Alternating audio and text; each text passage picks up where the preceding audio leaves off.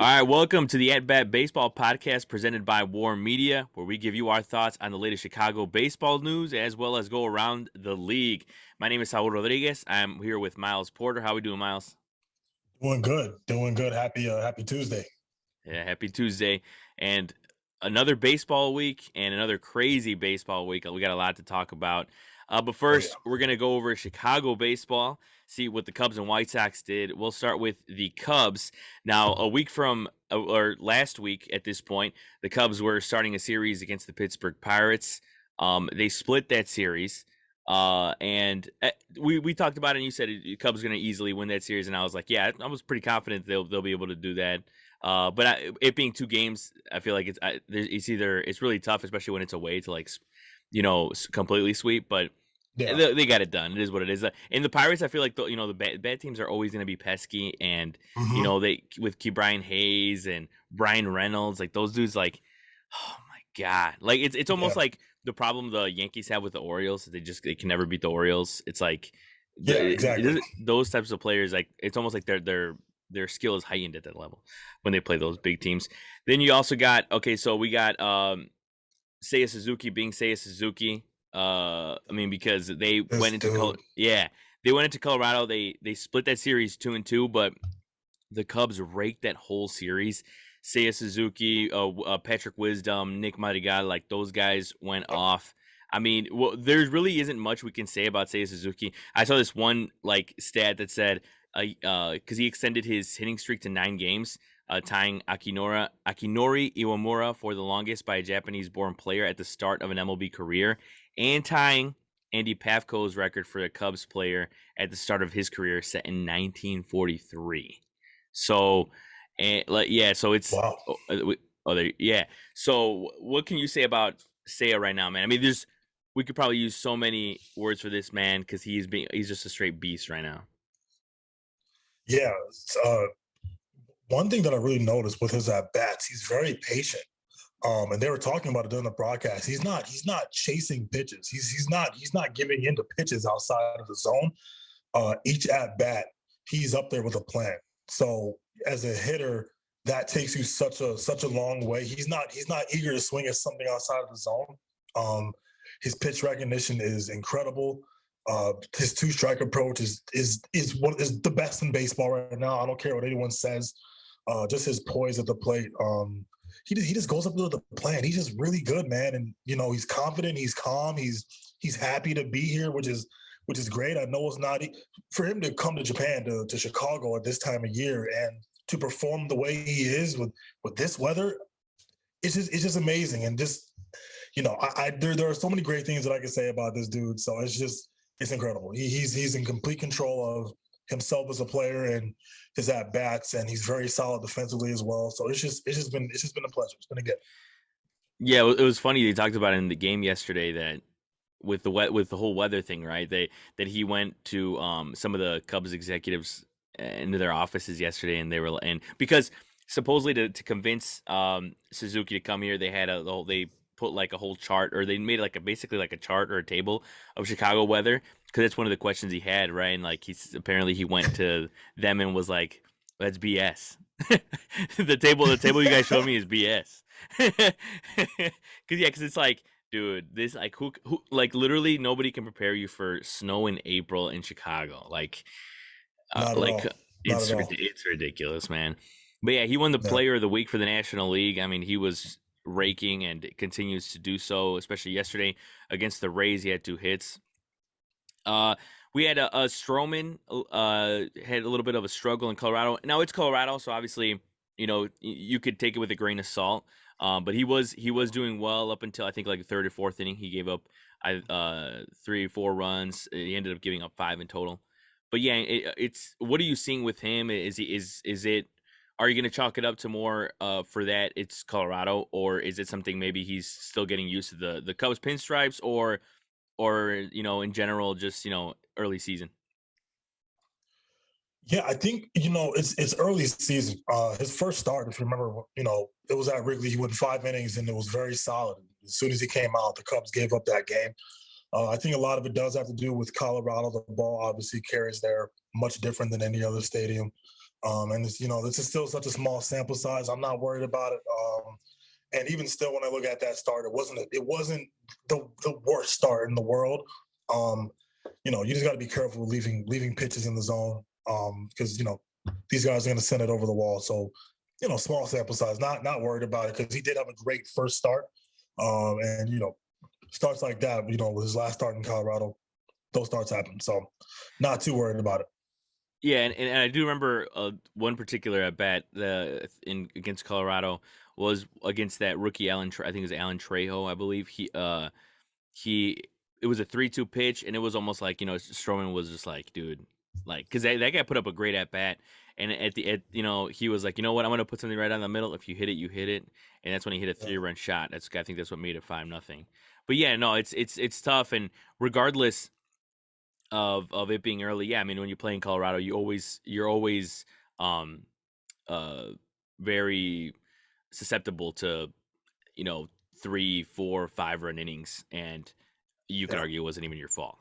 Right. So then, but the good thing was, though, that besides they split the series, and I always say this: when you go to Colorado, you don't know what to expect. And I always feel like no matter what Cubs team goes in there, whether it's 2016, 2017, the good Cubs teams back in the day, like Yeah. a split of a 4-game series, I think for me is a win. Especially when it looked like, Absolutely. yeah, especially when it looked like they could have easily won 3. So it's like, they definitely definitely a positive. We saw again Patrick Wisdom and Nick Madrigal, they went off. I mean, they finally got into a groove of hitting, and Wisdom hit a 2-run shot yesterday against the Rays. So Yeah. those are the guys. I mean, the Cubs entering Monday were the best hitting team in the majors. Now that's insane for a team that's not even expected to make the playoffs. I think it's hilarious. Yeah. Now, again, early in the season, the next team after the Cubs, I think actually now they flip flopped. I think now the Cubs are second. Yesterday they struck out 9 times against McClanahan, so they I believe they're second, but I believe the Colorado Rockies are after that. So again, it's early in the season, so you could chalk it up to that. But yeah, besides, I've heard a lot of things about the approach, about their taking pitches more. And as you talked about, say, a Suzuki, like, I hear a lot of people say it's contagious, right? So with him, it's that's what it looks like. What do you think about that? Yeah,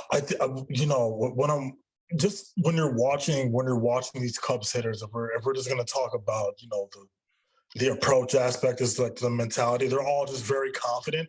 Also, for a team that wasn't expected to do much, they're just playing baseball right now. That's really what their main focus is. Expectations aren't high for them, so there's really not a lot of pressure on these players at all. Right now, they're just playing ball, so that's resulting in them going into every at bat, not really feeling the weight of the world on their shoulders, because we're not expecting this team to do a lot this year. Off to a beautiful start. They could surprise us. I'm not ruling that out. But this is just a team that's just playing baseball. They know that they're still building towards something bigger in the future. So right now it's just, hey, go out there and compete. Give one of these higher regarded teams a hard time for whatever. So it's just, and honestly, when I think about that kind of baseball, I think it's almost some of the best baseball you could play, because you're just going out there and playing. It's almost like when you're a kid playing house league somewhere.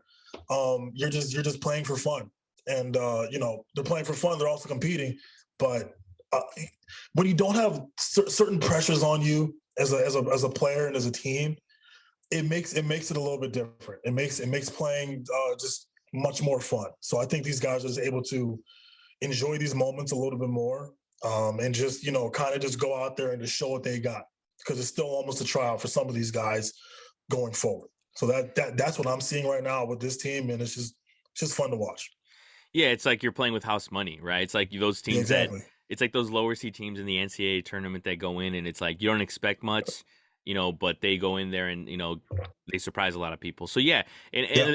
another we got to give it up for another 2 guys too that are raking, which is Wilson Contreras and Ian Happ. I mean, Yeah. he had a tough series in Colorado, but Yeah. overall he's been hitting better, and not only that, but he's been hitting better from the right hand side, which Yeah. is a big deal for him. He said he did work a lot on it, in the off Mhm. season, and he had a lot of simulated games against like a Wade Miley and Drew Smiley and stuff like that. So Yeah. yeah, so it looks like it's paying off for him from the right hand side, because there was a time where some people were just like, man, just hit from the left side, man. It's not, Yeah. it's not it. But Yeah. good on him. And then man, talk about Keegan Thompson. That dude is Oh my gosh. mowing down hitters right now. And I remember when he came up as a rookie, he did go. I don't recall how many innings exactly, but he went a certain amount of innings without giving up a run, and he's doing that to open up the 2022 season. Yep. And for a lot of you could argue for a lot of the innings he did last year or the year where his debut, that he was pitching in low leverage situations. But this year, I mean, he's pitching against the Rays in a 1-run game, Yeah. and he was mowing down guys. What do you see with Keegan Thompson, and what do you see as his role throughout the whole season? Do you think this is what he's going to do the whole season, or do you think maybe the Cubs give him a chance late, eighth inning, seventh inning type of thing? I just want him to stay on this role for sure. If we see the weather yesterday. If you're popping, if you're getting up to 96, 95 in this crazy weather, that says so much about him as a pitcher. I would hope that maybe he has a larger role, later down the line. I don't know. I think it just depends on what we're going to see from him, come the All-Star break, come July. And just go from there. But I'm loving this dude's. I'm loving this dude's confidence. He's going up there, and he's pitching with a purpose. I try not to think about that whole situation with him and Kutch, because this is a pitcher he's just still trying to make a name for himself. He's not trying to get involved in all that. So I'm really rooting for this guy. I can 100% see him in a larger role out of the bullpen, maybe getting that rotation spot in the 5 spot. I would love to see them experiment with that.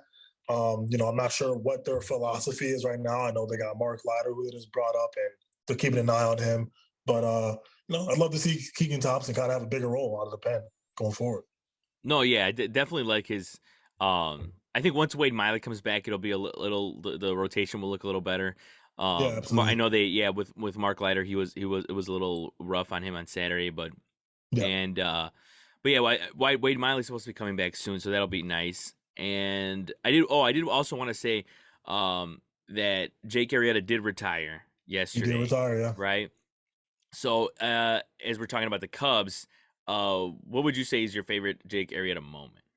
Oh gosh, I have so many. I can't even like put my finger on one. You know what? I really think that entire 2016 season. Oh gosh, him and David Ross, that battery was incredible. I can't put my finger on one, but I guess one of my favorite things about my favorite Jake Arrieta memory was him versus the Pirates in 2015 in the wild card game. Oh yeah, I just love how tough he was that game. I love how he got hit. He's looking at the pitcher going for it's just it just shows the competitor that he was, and he was so fearless, especially when he was in his prime. He was the man. He was one of the key components for the Cubs winning the World Series that year. And just I'm gonna say 2015 wild card Cubs Pirates, and just that entire start. It was one of my favorites. One of my favorite Jake Arrieta moments ever. I remember always knowing about him when he was on the Orioles before he got to the Cubs, and then it was one of those stories where the change of scenery turned him into something different, turned him into a beast. So I love that story. So, that's one of my fond memories of him for sure. yeah, he had a wild career. Yeah. Excuse me. Yeah, he had a wild career, and just seeing like his ups and downs, and his highs were super high, and his lows were pretty low. Yeah. But yeah, no, there's so many moments, especially in the Cubs uniform, that you can choose from. For me, it's funny because it's not even pitching for me. My favorite all time Cubs Jake Arrieta moment is that 2016 home run off Maddon. Like Oh my that gosh. home run in the National League Division Series, like Yeah. Yeah. that. And again, we won't see that much anymore. Pitchers hitting besides like Shohei, but Yeah. I mean, your pitcher who's already loves to have beef with the other starting pitcher, the other guys, and he hits Yeah. a homer off one of those dudes that just is tough on the mound and mad bum. Like, Yeah. dude, like that. Yeah. I could have ran through a brick wall after that. I think probably. Absolutely. So we're gonna tip our cap to Jake Arrieta. Great Thank you, career. Jake. Yeah, 12 years, 12 years. So best of luck to Jake. All right, now looking ahead to the immediate series for the Cubs, they face the Rays for 2 more games. They played them last night and won 4-2. What do you expect from these next 2 games against the Rays, and then the Pirates for 4 games at Wrigley? Interesting. I look at this Rays team, and I think so. They've actually had a tough time with Chicago. They just came off a series with the White Sox, and they got here with the worst weather of April possible. If it's warm, then the wind is blowing 50 miles per hour, and you think it's going to go to shortstop, and it blows all the way into foul territory. I think the Cubs just have the advantage right now, just from the pure fact of they are so confident. They're so much more loose. The Rays are competing a little bit more intensely in their division. I think the Cubs are in control of the series. I would expect them to take one more at least. I'd be surprised actually if they don't take this series. Even though on paper the Rays are the better team, I just think the Cubs are a team that is, they're really in control of what they want to do and what they want to accomplish this year. The Rays have a little bit more pressure, and on top of that, like I keep going back to the weather here, it's April. So I think the Cubs really have that going for them. Next to a team that is coming from Florida, and not only just Florida, they're playing a dome.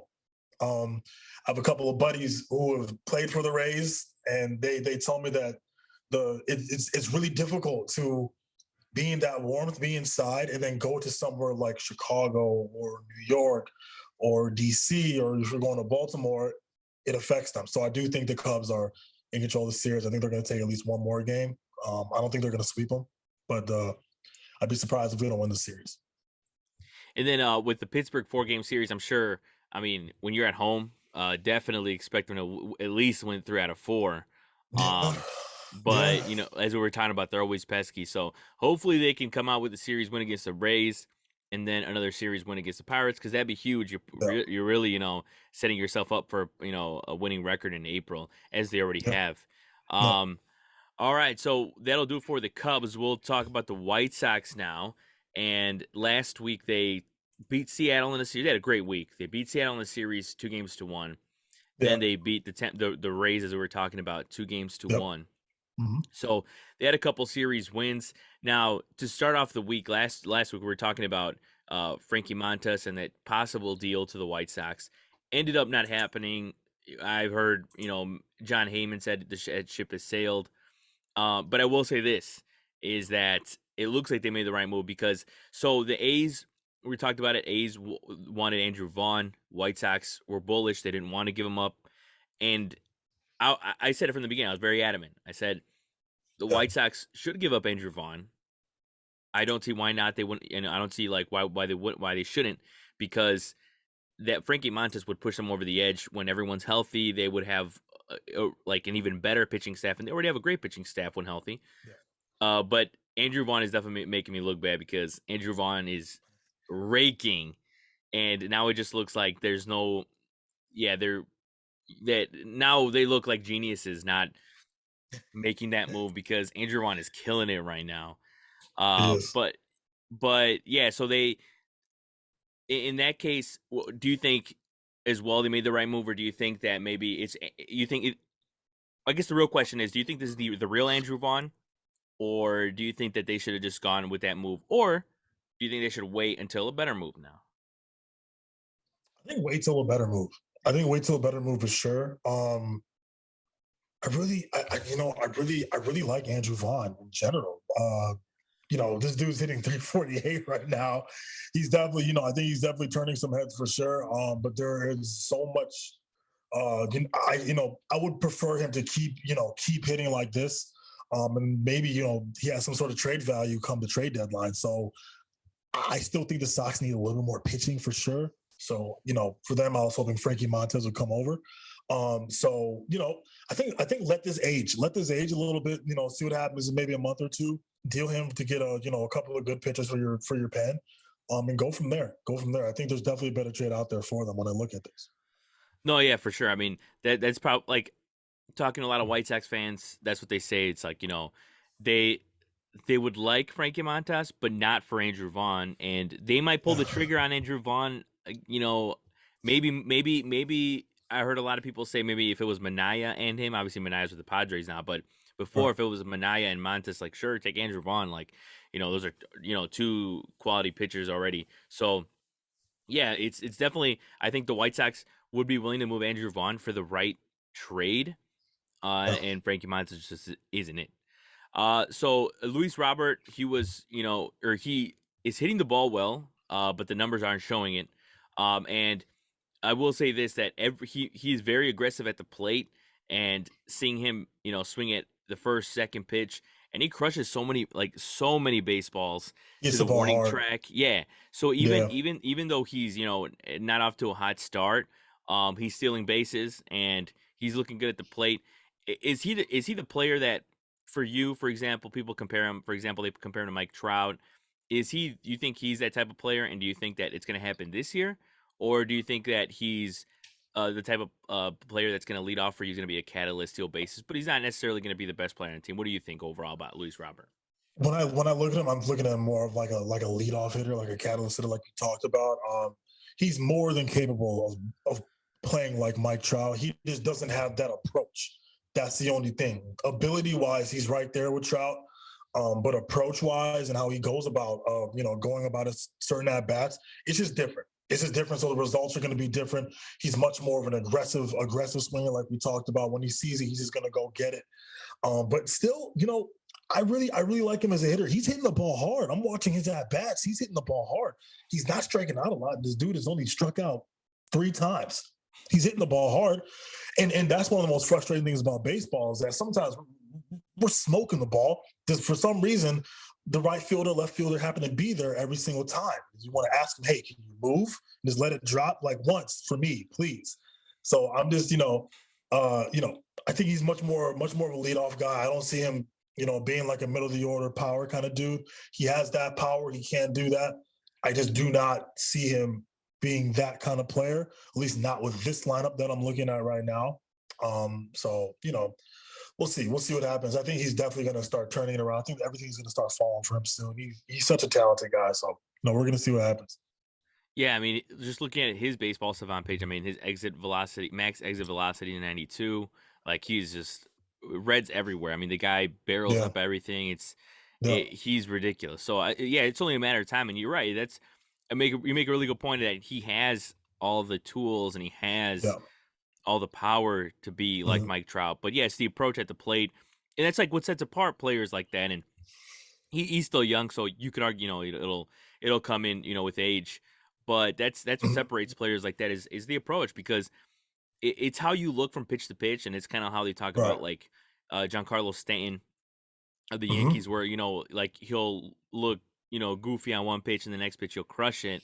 Like Right. it's just that difference of the approach of kind of like getting synced up with a pitcher with what he's gonna throw, and then Yeah. it's pretty crazy mindset. Now the White Sox, they faced Matt Brash from the Mariners, and they were able to beat him, but he is nasty. And never, like, I'm not gonna lie, going into that start, have not heard that much about Matt Brash, and his stuff is gross. Like I saw a stat, he had 15 pitches that were over 85 miles an hour, that were sliders that Yeah. were over 85 miles an hour, and he threw 15 of those, and the rest of the MLB has 14. That was from Codify Baseball on Twitter. Yeah, it's gross. It was like, because they That's- were like uh it was at least a home plate's worth of horizontal movement yeah. of Yeah. breaks. I'm like, oh my, that's That's yeah. how does that That's a even lot. happen? Yeah, and the thing is too is we were talking about Luis Robert, and he crushed a homer off him nonchalantly, hit a home run off his slider Yeah. Yeah. like away. He hit that oppo. He just went with it, and that's what we're talking about. Luis Robert, like, he has all the skills, man. Yeah. That's the type of player he could be. And Matt Brash, man, we could be talking about we could be sitting here talking about a future ace for the Mariners, which is like what we talked about, I think, for the season preview. Absolutely. Yeah. They said like their pitching, they didn't have much. I mean, Robbie Ray, who actually got lit up by the White Sox. And it's Yeah. like they need more pitching, and Matt Brash may be the key to it for the Mariners. So also He's young too, 23 years exactly, old. Oh yeah, my yeah, yeah. gosh. So yeah, definitely he's a guy to look out for, and another guy to look out for in general is Dylan Cease. I mean, we Dylan talked about it Cease, yeah. too. Yeah, we talked about it too at the beginning with our preview. Is and I said it too. I was like, in last week's episode, I was probably a little too harsh on Dylan Cease, but he is just, you watch him pitch and it's just whiff after whiff after whiff. People they just can't. His breaking ball with two strikes is just a batter's worst enemy, and he was making the Rays look silly on Friday night. So yeah, so it's just like, if you, for example, for you, you're going up against Dylan Cease. What is your mindset if you were to be in the plate? Yeah, so for me as a hitter, as someone who doesn't like facing breaking pitches, specifically curveballs low and away, if I'm facing him, that's probably what he's going to be resorting to soon. So as soon as I see a fastball, I'm going to try to jump on it. I'm going to try to barrel it up and hit it hard somewhere. But if he has me 0-2, I'm not scared, but I'm kind of in much more protective mode. I would have a much more protective approach to him on the mound. And really for me, that means kind of choking up on the knob a little bit, moving up in the box, moving a little bit closer to the plate. That's the kind of protective mode that he would put me into. There's not a lot of pitchers who get me to that point. But this is one of those pitches where it's like, okay, you know what? I kind of gotta cut down my swing a little bit. He would definitely have me changing in my approach mid at bat if he gets me to a pitcher's count for sure. So yeah. No, yeah, I mean it's that. Yeah, he, like, I don't know many hitters. I don't know if many hitters would have an answer for that type of guy. I mean, it's like those type of guys, like, Right. it's crazy, right? It's like, though, Yeah. I can only imagine, expecting fastball or expecting a breaking ball and getting the opposite with that type of difference, right? Because one thing, Yeah. a pitcher that there's not that much difference in his pitches or not that much movement, but the movement is nasty on that guy. So Yeah. another thing with the White Sox too is Liam Hendricks. Now he's getting the save. He's getting the job done when it comes down to results, but it's a little shaky, and he's getting guys on base, and he's maybe giving up some runs. You think do you think he's going to settle back in? Is he going to be Liam Hendricks, or do you think maybe this might be an issue for the White Sox later on in the season? No, I think I think Liam Hendricks is going to settle in. This is a very seasoned baseball player. This is someone who understands the game. He understands how to pitch to hitters. I think really just lately his stuff just hasn't been there yet. But I'm not worried about Liam Hendricks. I'm really not. He is also so competitive. I don't see this sticking around much longer. Maybe he doesn't get his ERA down to the 2s or the 1s, but if he can get it to the low 3s, I think Sox fans should be pretty okay with that. Liam Hendricks is going to be fine. He's going to be just fine. He's a competitor. He's a gamer. He's not gonna settle for anything less of good for his results on the mound. So nothing to worry about with him. Just give him time to settle in a little bit. I just think the stuff hasn't been there like it usually is. Yeah, and it's one of those things where sometimes I'm thinking to myself, man, I'm like, man, if my closer can just get the save, do I care how he gets it? And but if you think about it, you're like sitting there as a fan with the bases loaded and 2 outs. It's probably not good for your blood pressure.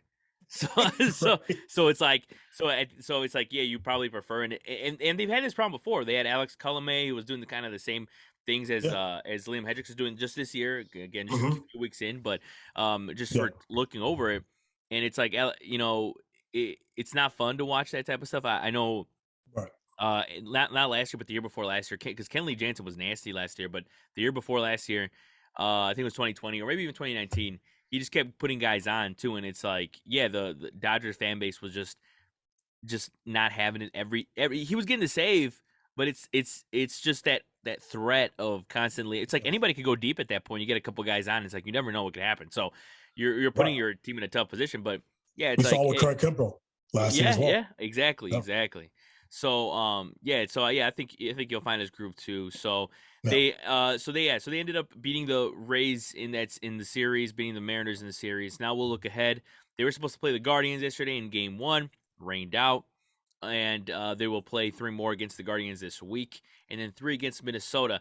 Now Cleveland had a hot start, cooled down a little bit, but they always have the pitching, and they have some hot hitters with Jose Ramirez, and just like the whole lineup is hitting, Oscar Mercado and stuff like that. Those guys are Yeah. hitting. What do you think the White Sox will see in this Guardians series? They're facing Shane Bieber in Game 1, and the White Sox have Dallas Keuchel. So it's an interesting pitching matchup. I actually think the Guardians might be giving them a hard time. This is a team that's very, very familiar with the White Sox. I'm really looking at this lineup. I don't think the Guardians are gonna give the Sox an easy time at all. This isn't a team that isn't accustomed to playing the Sox, being in Chicago, being at guaranteed rate. Jose Ramirez, watch out. This is a guy who, he just signed a big deal, but he's still not settling at all. He's trying to get his team in it. He's competing. I know they're 4-5, whatever. It's early. This is a team that's going to give the Sox a hard time, and historically they kind of have always given them a hard time. I wouldn't say as much over the past few years, as the Sox have been the better team. But this is going to be a good series. It's going to be a good series. I really like Oscar Mercado as well. Very, very solid player. I know he's off to a little bit of a slow start, but a series like these where players are going to start to blossom a little bit. So I think give him some time to this series and just kind of go from there. So we'll see what happens. It's very interesting as I'm looking at these stats and I'm looking at the different at-bats that players are getting. This is a very deep ball club. So it's going to be interesting to watch. Yeah, it's one of those teams that I think we talked about it too. Is I think they should have a quick turnaround. I mean, they have a nice core of pitching, and of course having Ramirez now, for long term, it shouldn't be that long until they come back. So the White Sox also face the Minnesota Twins, and it'll probably be without Byron Buxton once again, getting injured, and it's tough. Seeing guys like DeGrom, seeing guys like Byron Buxton.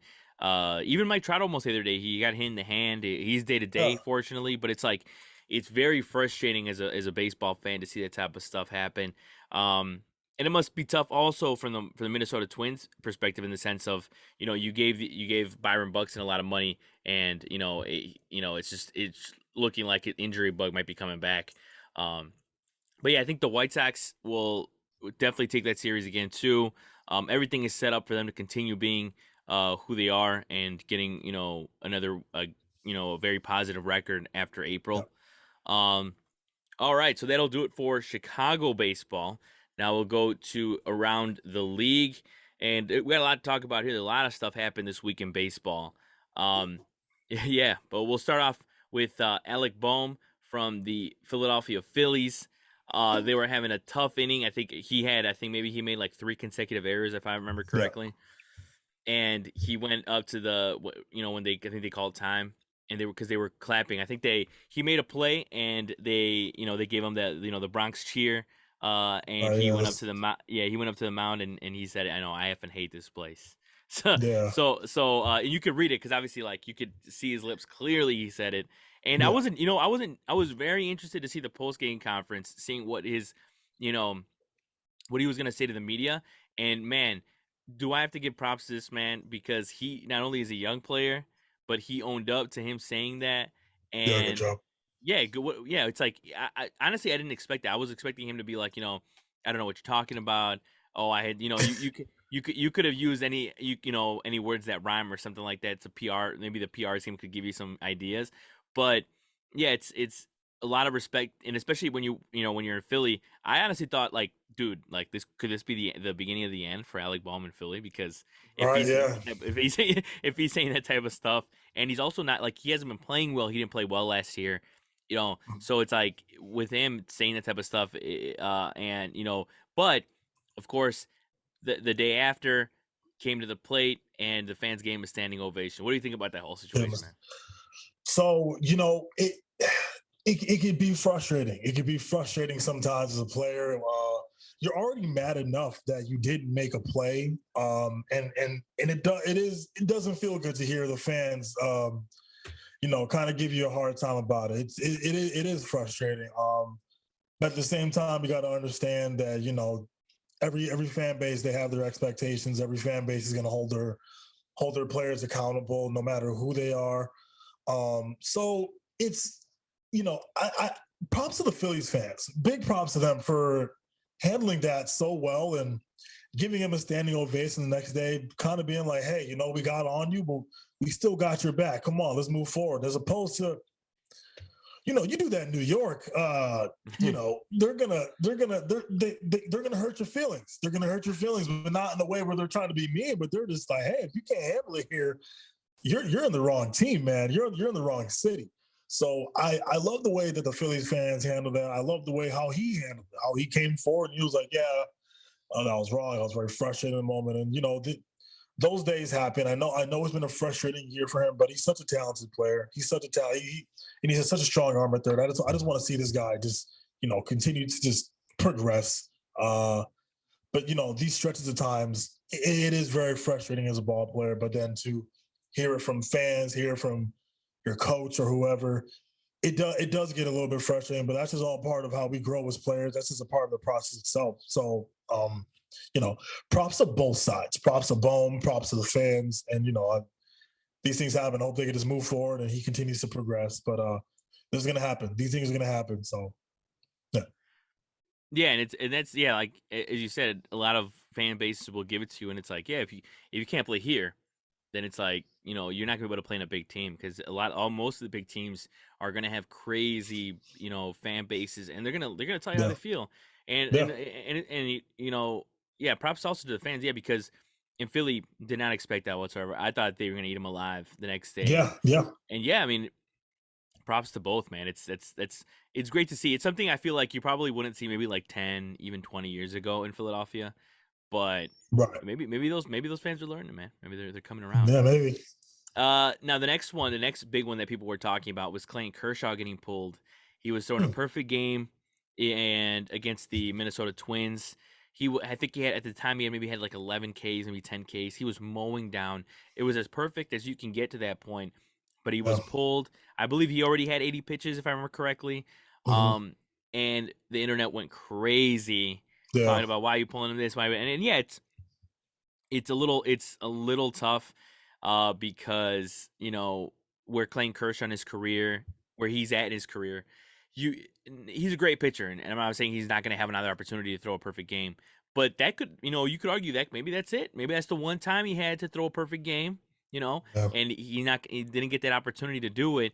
And he came out obviously after the game saying, backing his manager, because a lot of people were blaming, Dave Roberts, and Roberts, what are you doing? There's a lot of negativity on Dave Roberts online, but yeah, it's like when he came out and he backed Dave Roberts, it's like the way I saw it was, obviously he's gonna say that. What is he gonna say? Like, I hate my manager for taking me out. Like, you know what I mean? Like, he's not gonna say that. Like, obviously he's gonna back his manager because it's it's probably the better thing to do to not stir up the whatever how he actually feels. We probably won't know how he feels until he retires. You know what I mean? So right, yeah. It was a mixed bag of feelings in the internet. What did you think, man, about that situation? He definitely said all the right things. I think from a fan standpoint, I think we really are the most annoyed with that when we see it in terms of his preparation for the season. Like he talked about, saying that he really didn't have a lot of preparation. So, he said blaming on the lockout, blaming on me not having 3 months to pitch. I think there's an understandable answer. I think from a fan standpoint, we want to see him go all the way with that. Because that is a perfect game, and that is very rare. This is much more rare than a no-hitter. So to see you taken out of that with, throwing 80 pitches, I guess what I'm trying to say is, me watching that as a fan, it really sucks because we know we're probably not going to see a lot of that going forward. Not with all the rule changes going on, not with how baseballs are getting constantly changed, not with how talented these hitters are getting. So it's frustrating. It's frustrating. I think rightfully so. Fans have a right to be like, well, come on, man. You could have just maybe given us 30 more pitches, and even still, you don't have to strike nobody out. Just get them to hit the ball on the ground. As a fan, it is frustrating, but then I look at it from a player's perspective. It is very early. It is very early, and in Minnesota, it is very cold. We don't know what happens going forward for the rest of that game. So hopefully, if he is in this position again, it's very unlikely.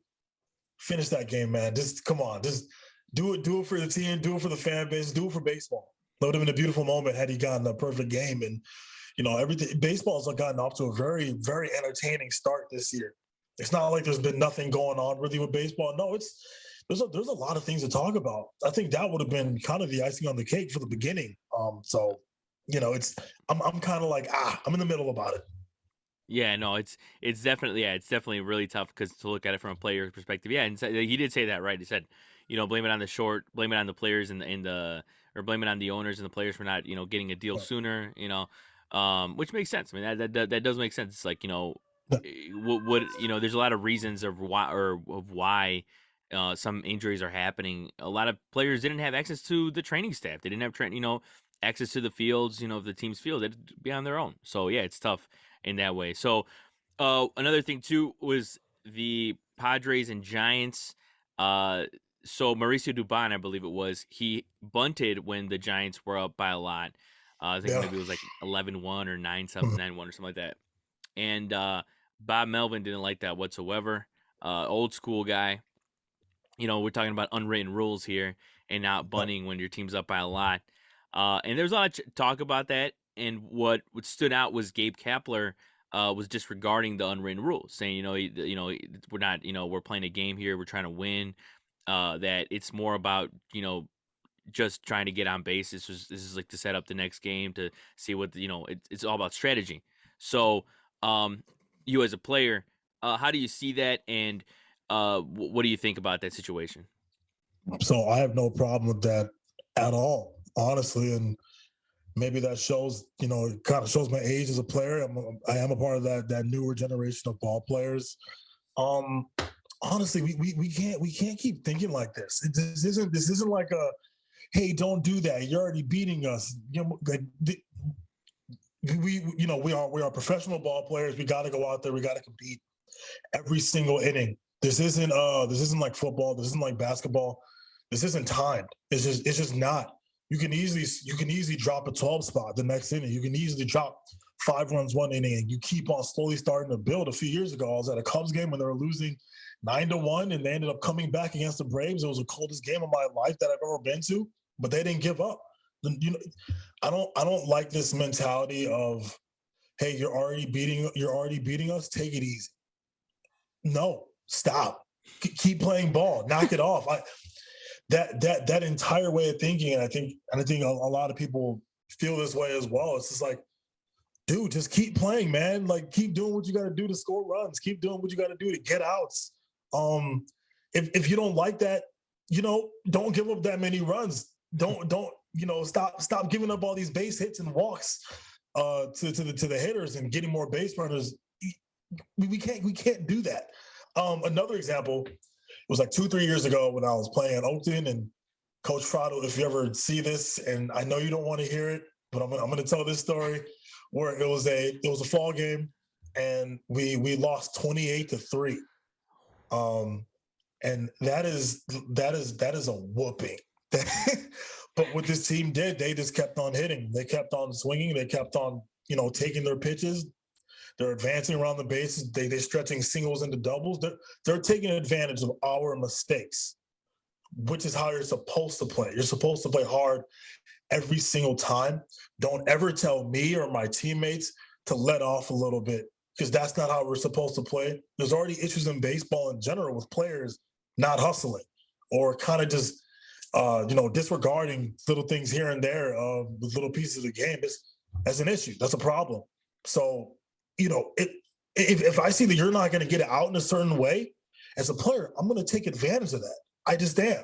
And if it hurts your feelings, get me out. That's it. Find ways to get me out. Find ways to get my teammates out. But it's every mistake that you make, we're going to try to take advantage of it. Got to get over this mentality. It's just, I know it's old school, and I'm such a, and I love, I love the history of this game. but some of these unwritten rules need to be written off. They need to go away because we can't keep thinking like this. It's just a very gentle mentality. No, play hard every single game, play hard every single inning, and you never know what's going to happen. Don't complain about it. Just keep playing. Yeah, and I think no, you make a lot of good points, and yeah, I think another thing too is eh, when stuff like this happens, Mauricio Dubon is a young player, and I feel like when these unwritten rules or old school versus new school, this whole argument happens, especially on the field, like I feel like it could almost hinder the next generation Yeah. of players because they'll be hesitant to do certain things no matter what the score is because they'll be like, wait a Yeah. second, am I doing the right thing here? Should I bunt? Even though it's like even if their team is down, like so many things could be going on in their head. It's going to discourage them, from doing something Yeah. exciting or like imagine Javi Baez, like a player like Javi Baez or Francisco Lindor. Being discouraged like that, early on in their career, they might not be the player they are now. So Right. it can lead to a lot of things, a lot of negative things. But yeah, it's definitely something we're seeing less and less of the unwritten rules. So Mhm. hopefully, they are fading a little more. But I think for as long as we're alive, it'll be still somewhere in the topic of conversation when we're talking about Yeah. that, about baseball in general. Some other things we'll go through. Mackenzie Gore made his debut for the Padres, which is really cool. I mean, he's one their top prospect, but he's one of their young arms that will definitely be excited to watch in the future. Another thing is Hunter Green was nasty again, and he pitched at the Dodgers. And he looked awesome. And he actually, I saw a stat, or my buddy Lupe Rocha sent me a stat. He broke the record for most 100 miles per hour pitches in a game with 39. So this dude's making a history. In his first two starts, he pitched against the Braves, pitched against the Dodgers, and in this last start against the Dodgers, he hadn't given up runs until like the fifth or sixth inning. Then he gave up a 2-run bomb to Trey Turner. But I mean, it's the Dodgers. I mean, if you give up 2 runs, that's a win, especially for a guy like a young guy like him at Dodger Stadium. So that was pretty cool. Another thing too that I wanted to talk to you about was the Corey Seager intentionally walked with the bases loaded. Now, uh, now we know Joe Maddon, obviously. Oh, Joe. 2016 World Series champion with the Cubs. Um, but yeah, what that situation, uh, it was weird. Um, just give me your thoughts. Look, we can't be too surprised that Joe Maddon was the one that made this move. um, you know, I wouldn't do that. But Joe Maddon, he's always kind of seen the game a little bit differently than a lot of other people have. He breaks it down a little bit differently. He has these scenarios that are going to happen before they actually happen. So the move that he makes in that moment is going to be kind of weird or kind of questionable for some guys. Um, I don't know. I don't know. I don't know if I would have walked him in that situation. Because I don't think, if I'm not mistaken, I don't think that move worked out for them, right? I think they went on to give up at least another 2 runs or something. Or Yeah, they gave up a run, I believe, like on a sac fly, and then they balked. Um, yeah, yeah, and the thing was, yeah, I've heard other conversations about this, and this may have not have been talked about that much because they won the game. right. Um, so I think maybe if they would have lost, it would have been a little different. Um, Mhm. but no, I mean, I agree. It's just I wouldn't do that either. I mean, eh, also it's the only other play. The only I thought it was. It's one of those things where it was cool that the only player that ever happened to was Barry Bonds, and Right. I'm sorry, but he's a great player, but Corey Seager is not Barry Bonds. Right. Right. so Yeah. it's Yeah.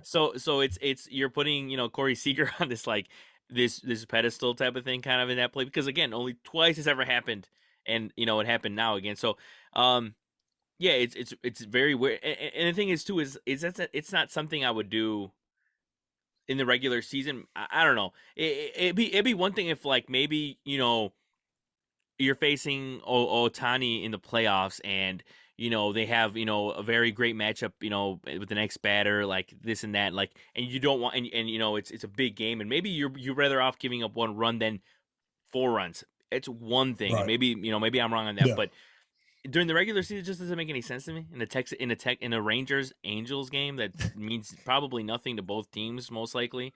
Right. As Right. much as I hope Trout and Ohtani make the playoffs this year, but yeah, it's just it's very weird, but it's very Joe Maddon, and I don't think Joe Maddon, us knowing him well, I don't think he's ever gonna change how he plays the game for sure. Right. Um, Yeah. speaking I don't want him speaking, to either. I love you, Joe. yeah. You really mad. Yeah, it's like every time you get a conversation about Joe Madden, it's always oh, Chapman this, or what, oh, he got lucky, he won the World Series because, or the Cubs won the World Series because if he would have lost that World Series, it would have been it would have been tough, it would have been yeah, it's could have gone anyway. Um, Years ago, he well, walked Bryce Harper like I don't know how many times. I don't oh know. yeah, yeah, yeah, It was 2015, 20. yeah, I forgot which year it was, it was but they I kept believe. walking it. I believe it was MVP year, or one of his other MVP years, right? So I think it was like 2015. Yeah. I think it was, and Yes. he was destroying the baseball, and I believe they walked him, I think, 4 times. Yeah, and I think in a series, I believe they walked him like more than 5 times in a whole series. Mm-hmm. So yeah, Yeah. and I will say in that case it worked. That won't work because we beat them in that series. Um, but Yeah. yeah, I mean it's definitely, there's a lot of opinions on that for sure. Yeah. Another thing I was going to talk about too is the Yankees struggling overall, and just because talking about it in the preview that we did, I mean, I fully expected them to to make the postseason, and I still think they will, but I did talk about their strength being their pitching, and their pitching is doing well, but it's their hitting, and I never really understand it for the life of me why a lineup that stacked, just sometimes get into these groups, and they remind me a little bit of the Cubs, and with Chris Bryant, Rizzo, Baez, like those types of lineups. It's hit or miss. Um, what are you seeing from them, and do you think they'll? I mean, I believe they'll settle in. But what are you seeing from them so far? So when I think one of my problems with the Yankees, each year I'm always going to choose them to compete. Um, but I feel like there's some sort of underachieving that's been happening with this team over the years offensively. I still think they're kind of struggling in a sense of they have so many like world class hitters in a lineup. There isn't a balance of approach, and it's very clunky. It's very clunky. Josh Donaldson. I actually really like Josh Donaldson as a hitter. I just I'm not sure how well he truly fits this lineup. I still look at the Yankees and I still believe that they could have gone a different route with this. I don't think Josh Donaldson was the answer. I love what Rizzo's been doing. Aaron Judge is still Aaron Judge. But as entertaining as it is to watch Giancarlo Stanton crush a ball 470 feet, there is still an issue with his approach. And that issue that he has, it is kind of spread out a little bit through the other hitters as well. And I just don't think that there's a cohesive approach right now at the plate. Torres, I think he was moved to shortstop again the other day. I think he made an error. Defensively, I still think that this team could be much better. A huge improvement for Rizzo at first over Voit. He just is. Anthony Rizzo's an incredible first baseman. It's one of the best in baseball. In my opinion, he's top 3, maybe top 2 if we're talking about just defensively. So just the approach that they have right now offensively, I just don't like it. Pitching wise, there's obviously room for improvement. I still think they're still trying to find their identity a little bit, or trying to find their groove, trying to get in the rhythm. I don't know. On paper, each year this team is supposed to be incredible, but each year I'm seeing a lot of underachieving going on. So I'm hoping in the next few years the Yankees truly change their philosophy and how they approach pretty much everything. So that's what I'm saying. Yeah, I think they and after this year they might not have Aaron Judge, so that might change the whole roster, might affect the whole roster, might affect the lineup. So it's gonna be really fascinating to see where they go, what route they take, and if they try to do like what the Cubs did. And the Cubs is with the retooling is I think they went the route of improving their approach to plate when you got a guy like Seiya Suzuki. And I mean, you look at even guys. You look at the difference with guys like, for example, just Nico Horner, Nick Madrigal, those types of hitters. When they're up there, they have a plan, and Yeah. it's not to say that those guys that hack. I mean, Javi Baez has had a successful career, so Mhm. there's but not everyone can do that. So that's the thing. It's I think a more patient approach, a more thought out approach is probably going to lead you to a more successful approach. So Right. that's I think that's the name of the game. So and I think I'll leave everyone with this one stat that I thought was pretty interesting was by Jeremy Frank on Twitter. He tweeted out there were just 15 home runs hit across the 14 MLB games on Sunday. That's the fewest of any day with at least 14 games since September of 2014, and the fewest in an April day with at least that many games since April 28th, 1993. So, yeah. So it was I mean, talk about a unique day on Sunday. Like and that's what I love about baseball. I mean, just the fact that like these things happen, and one, they may never happen again, or two, they haven't happened in a century. You know what I mean? Right. So Yeah. it's yeah. So it's definitely Jeremy Frank is a good follow, and yeah. I mean, any other notes, Miles, that you have for this week?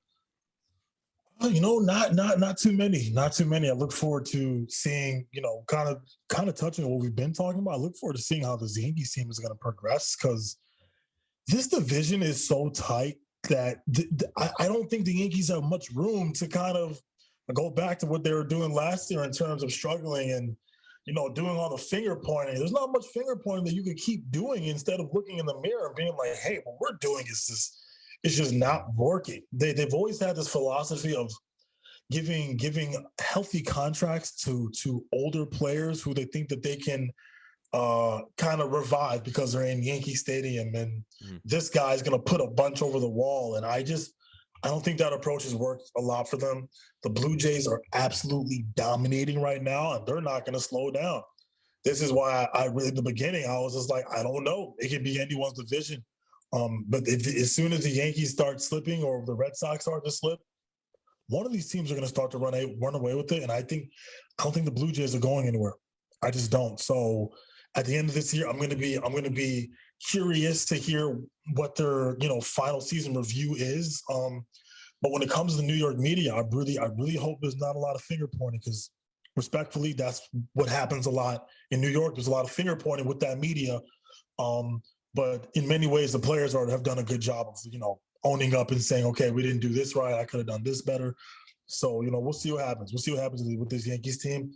I just when is it when are we going to keep doing this? Like when are we going to stop? When are we just going to kind of break this down a little bit and go a new direction, like you said, like how the Cubs have done?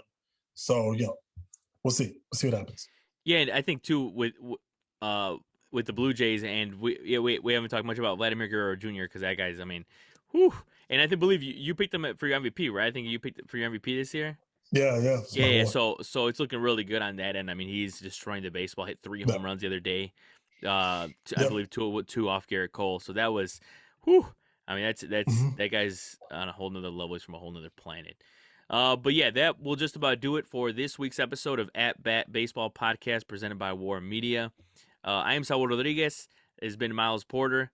Thank you all for listening, and we'll see you next week.